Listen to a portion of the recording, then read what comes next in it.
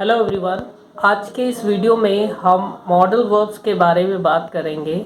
एक modal verb लेते हैं और उसका कॉन्सेप्ट समझते हैं।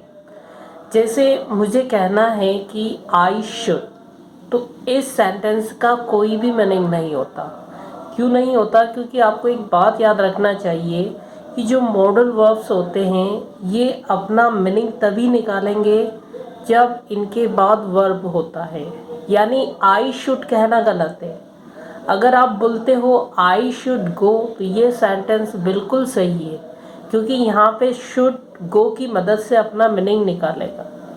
अब यहाँ पे मीनिंग हो जाएगा आई शुड गो का कि मुझे जाना चाहिए। लेकिन जब आप बोलते हो आई शुड, तो यहाँ पे शुड अपना मीनिंग नहीं निकालता, क्योंकि इसे अपना मीनिंग निकालने के लिए वर्ब की ज़रूरत होता है। अब क्वेश्चन ये आता है कि वर्ब बहुत प्रकार के होते हैं, तो आखिर यहाँ पे वर्ब का कौन सा फॉर्म का हम यहाँ पे यूज़ करें? तो देखिए, जो वर्ब होता है, ये वर्ब मान लीजिए दूध है।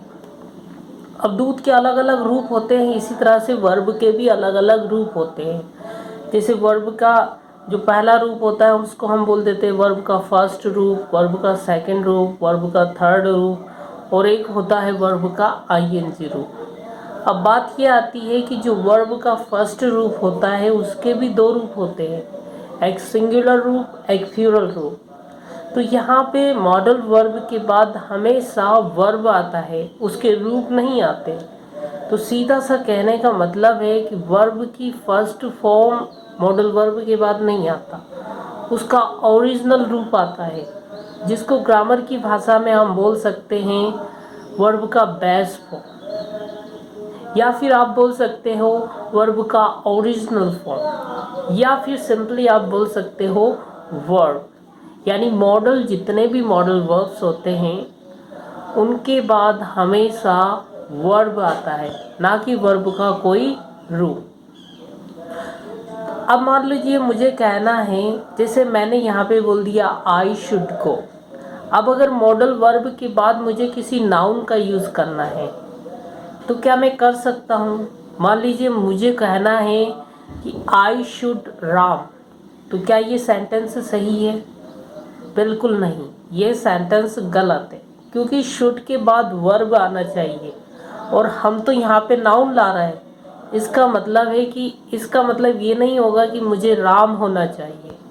मुझे राम होना चाहिए, अगर ऐसा मुझे इंग्लिश में लिखना है तो मैं ऐसा नहीं लिख सकता आई शुड राम, क्योंकि शुड को, ये जो मॉडल वर्ब है, इसको वर्ब की ज़रूरत है।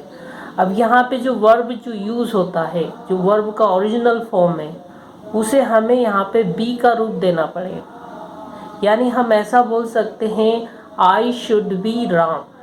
तो सीधा सा कहने का मतलब है, अगर आपको शुड के बाद नाउन लगाना है तो शुड के बाद आपको वर्ब यूज़ करना ही पड़ेगा। आप डायरेक्ट नाउन नहीं लगा सकते। आप बोल सकते हो आई शुड बी राम, मुझे राम होना चाहिए। तो ये जो बी है ये वर्ब का ओरिजिनल फॉर्म है, और इसके भी अलग अलग रूप होते हैं। जैसे वर्ब का फर्स्ट फॉर्म की बात करें तो इसके 3 रूप होते हैं, जिसको हम प्रेजेंट रूप भी बोलते हैं, इज, एम, आर। इसी तरह से इसका पास्ट रूप भी होता है, वाज, वर, और इसका थर्ड रूप होता है बीन, और आईएनजी रूप होता है बीइंग। तो इस तरह से हम मॉडल वर्ब्स का यूज़ कर सकते हैं, लेकिन ध्यान रहिए मॉडल वर्ब को अपना मीनिंग निकालने के लिए हमेशा वर्ब का ज़रूरत होता है।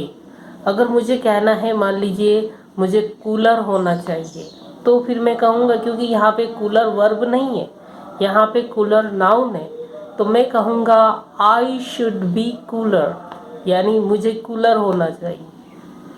मुझे गेंद होना चाहिए, I should be a ball, यानी मुझे गेंद होना चाहिए। आई होप कि यहाँ पे आपको मॉडल वर्ब का एक छोटा सा कॉन्सेप्ट समझ में आया होगा। Thanks for watching and see you next time.